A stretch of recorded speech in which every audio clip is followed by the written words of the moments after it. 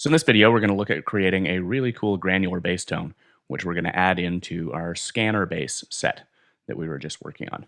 And this is what the granular bass tone sounds like by itself.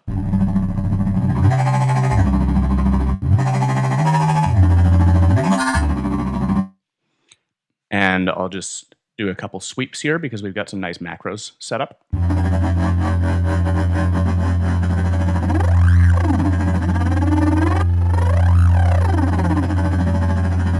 And I'll let you hear what it sounds like alongside the material that we created using our scanner bass.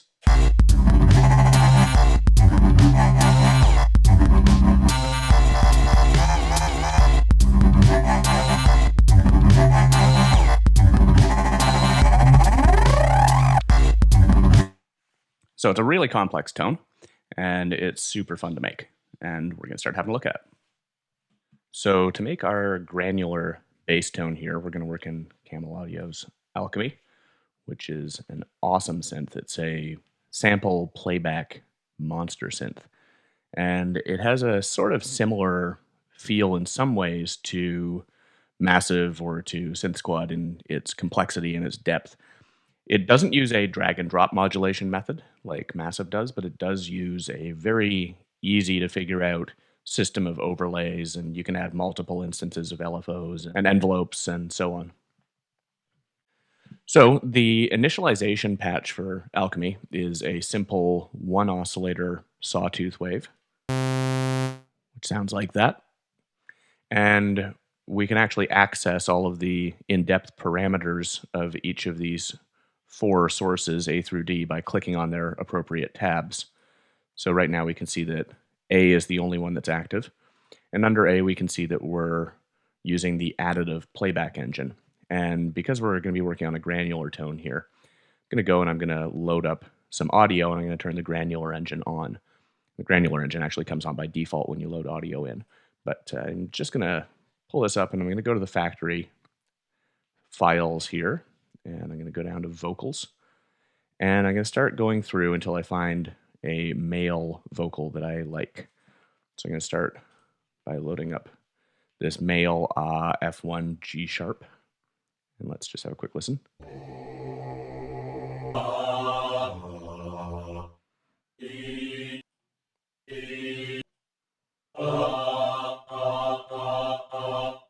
And I think that's going to be the one. There's a lot of really nice pop end to it there, so it's going to give us a lot to work with. The first thing I'm going to do is I'm actually going to drop this down an octave because I want this to take up a little bit more of the bass register here. So let's have a listen again.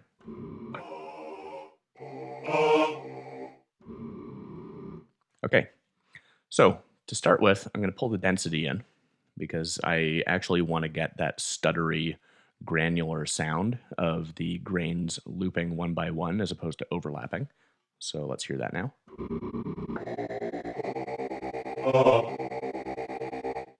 Okay, that's cool. And I'm going to pull the size in a little bit. Okay, that's a great starting point there.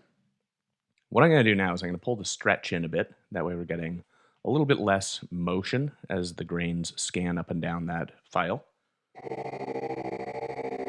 I'm going to pull the random time in. Actually, I'll lose the stretch entirely, and we'll work with the position modulation here.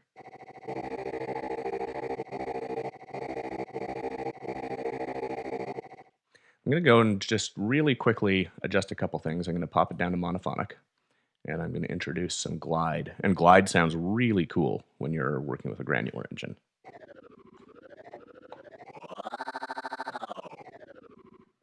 Probably a little bit too long there. I'm going to go and I'm just going to remove the release time on this envelope. This envelope is actually controlling our overall volume here, as we can see under the modulation master amp section. So by pulling the release in, we've now got our traditional toggle envelope on off. Still probably slightly too long in the glide time there.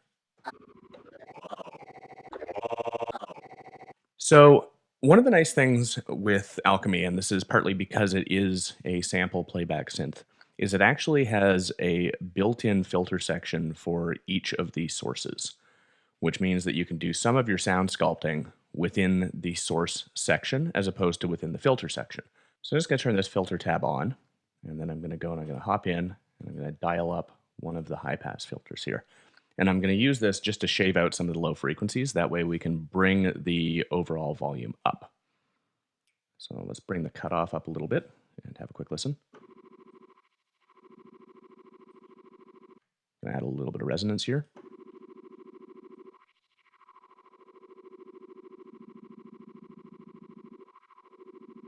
Okay, that's sounding good. And now I'm going to bring the overall amplitude of source A up in the mix. So I'm just going to quickly take a couple things from source A and apply them to a perform knob here. And we do this by right-clicking on whatever we want to modulate, going add modulation, and then selecting perform control, and then one of the knobs. So I'm going to go for control knob 1 here. And as you can see, this now applies control 1 to filter 1 cutoff A. I'm going to go and I'm going to also apply it to the size of the grain. And this is going to allow us to do a really nice dramatic sweep that's going to cause the grain size to collapse in on itself and become very, very short. And we're also going to be able to sweep the filter up at the same time. So I'm just going to have to go and control some of the depths here. So let's have a quick listen.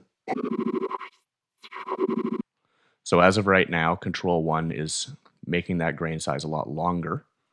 I want to do the inverse with it. So now it is sweeping up a little bit. And I'm going to go and under the filter, click on that knob, and I'm going to adjust it so that we don't get a full sweep the entire way up out of that, but we do get a little bit of a high pass filter sweep by using that knob. So let's have a listen again.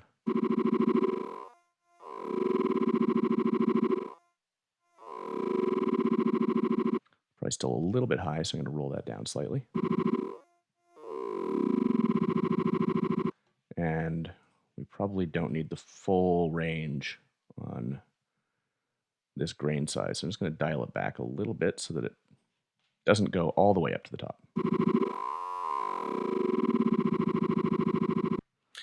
Now, I'm liking that as a starting point for this sound, but I do want to actually change the window. So remember when we talked about the window, it was basically a word used to describe almost like an amp envelope on the grain's playback. And so depending on which window we choose, we're going to get very different sounds. So I'm going to go and I'm going to try both the ramp up and the ramp down just to see what they sound like here. And go for ramp up. And I'm actually going to go and I'm going to try triangle as well. I think triangle is the winner here. That's sounding nice. So I'm going to leave it on triangle, and then I'm going to select stretch again. Remember, we don't have anything really happening with stretch right now in terms of a modulation, but I'm going to go and I'm going to add an LFO. So I'm going to go new LFO under our modulation sources here. So this is going to be LFO 2. And its depth is up all the way. I'm not going to want it up all the way. I'm going to want it start with 40%. And let's have a quick listen to this. Okay, I'm going to slow this down. I'm going to put it in unipolar mode as opposed to bipolar.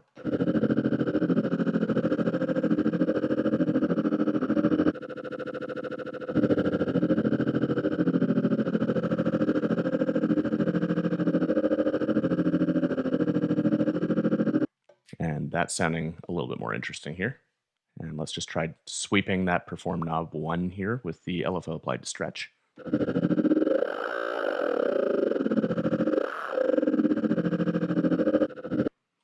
I'm also going to go and I'm going to use perform knob 2 to control the grain size in an inverse proportion. So now when we sweep control knob 2 up, it's going to slow the grain down. It's going to increase the size of the grain.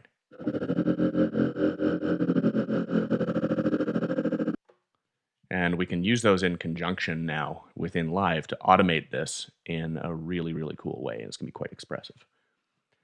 So next up, I do want to get a little bit more aggression out of this particular tone. So I'm going to go into Alchemy's effects engine here. And I'm going to go and I'm going to start off by bringing in a distortion. And then I'm going to bring in a 3-band EQ here. And what I'm going to do is I'm just going to adjust a couple settings within here to try and get a little bit more top end and a little bit more overall bite out of this. So we're going to start off with a little bit of tube distortion and a little bit of excite.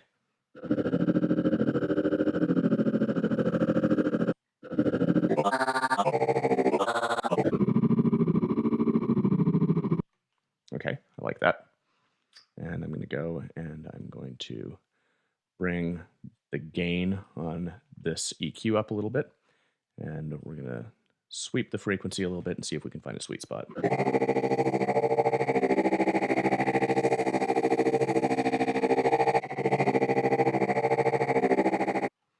we're going to do the same thing with band 3 here.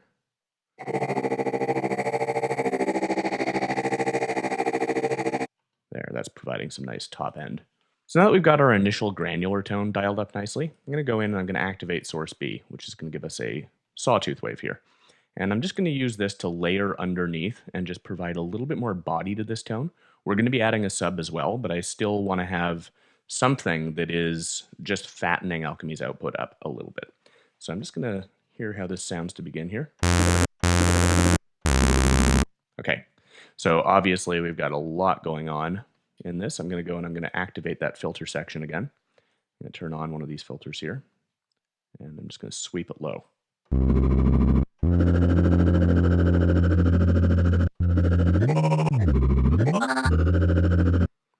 And that's sounding okay. I feel like I can bring the amp down a little bit, and it's going to just make it balance out a little bit nicer. Okay, that's sounding great. And finally in Alchemy, what I'm going to do is I'm going to add an instance of the multi-mode filter after all these effects. And this is just going to provide us with a little bit more interesting tone on the end here. What I'm going to do is I'm going to start off with comb positive here. And I'm going to bring the cutoff up and the resonance up and the drive up a little bit. And we're just going to sweep the cutoff on this comb filter and see how it sounds.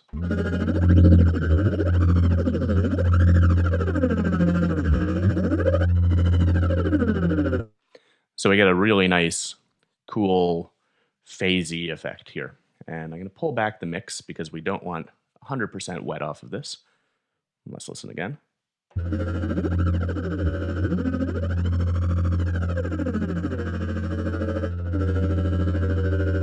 Okay, that's great. I'm also going to go and I'm going to add a modulation to this, and we're going to go control knob 1 again. Let's just pop back, and under control knob 1, we'll see how that sounds. I'm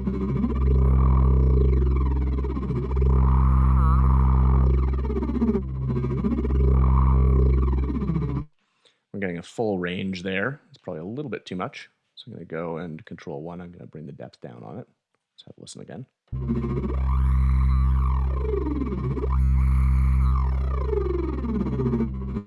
That's squealing quite nicely there.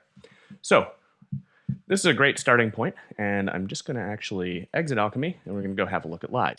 So back in live here, I'm going to just convert Alchemy into an instrument rack, and I'm going to go and I'm going to do my typical approach of adding an instance of operator underneath. Operator is just such a good go-to for subs. I'm going to drop it down to one voice here. We're just going to quickly have a listen. And I'm going to do our very typical setup here of an EQ8 right after live in high quality mode, and use it to shave out the lows and the highs. I'm just going to roll down the highs here, and I'm going to roll down the lows a little bit so we're not getting rid of everything. And again, I'm going to put a utility after that EQ and pull the width all the way in. So let's have a listen to how that balances out with Alchemy.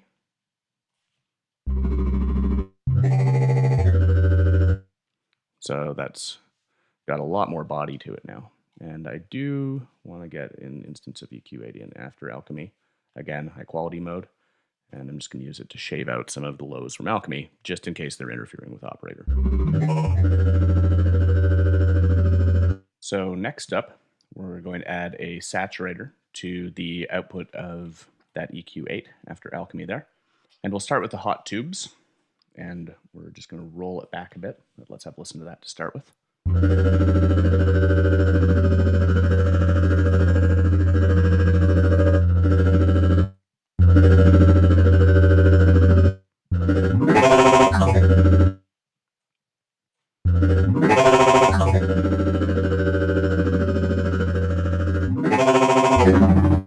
And let's work on a little bit of stereo widening, again, using a simple delay here.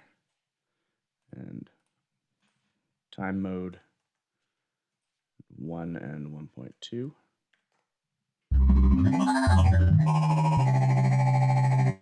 And I'm actually going to go and I'm going to take an instance of the redux, and I'm going to put it just before that simple delay. And I'm going to put it into soft downsampling, bring it down a little bit.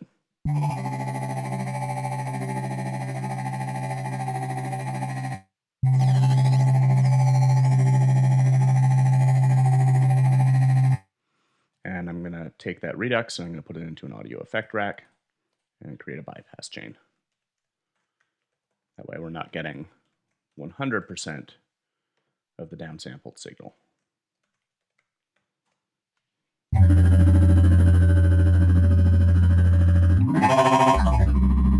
got to pull that down a tiny bit more in the mix.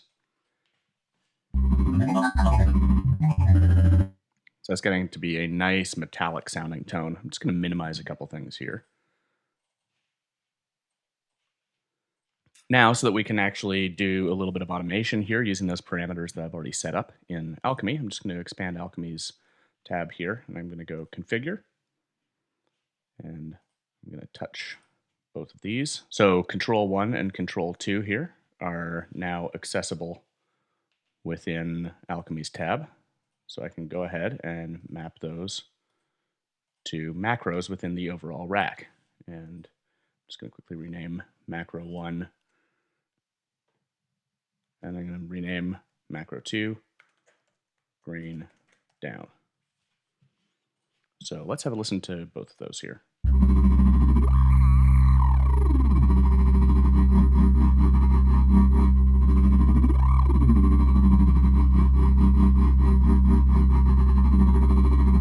So I've just added a little MIDI pattern here, going to our instrument rack, our granular bass.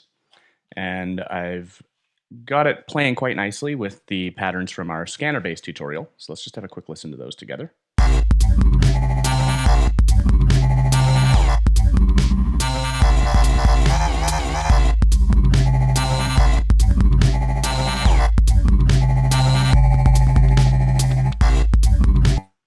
Okay, so that's great. So I've just gone and added a little bit of automation to those two macro knobs, the grain sweep up and the grain down. And I'm just going to let you hear what I've done here.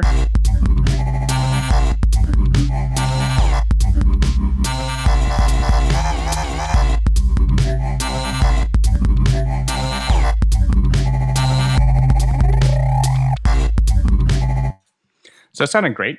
I do feel, though, like I can overdrive this a little bit more. And I'm going to pop back into Alchemy here. And I'm going to work with the effects that I've already got dialed up. And I'm also going to work with potentially adding another distortion. So I'm just going to start this playing and tweak this a little bit.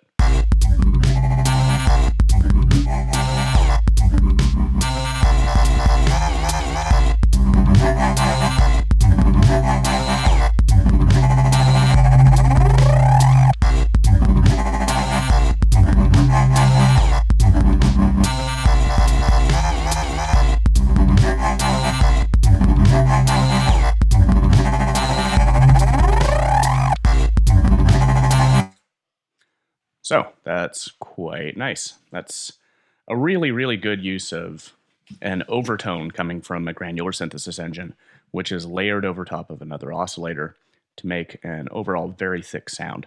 We're balancing it out with a little bit of a sub coming from operator, and we're adding a couple effects and setting up some internal macro routing to these perform knobs in Alchemy, which are then getting sent out to the macro knobs of an instrument rack here, which we're using to automate some of the internal settings of that granular engine. So overall, a great sounding patch. and I'll just play a couple notes up and down the keyboard here.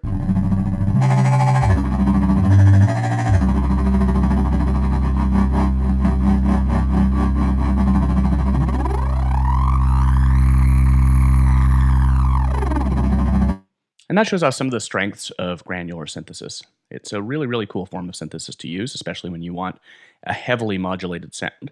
And it provides you with some really cool tools to work with because it is sample based. And so you can essentially change up the oscillator however you want by adding in new waveforms and using those to drive the engine. So that is how you can use granular synthesis to make a really cool bass tone.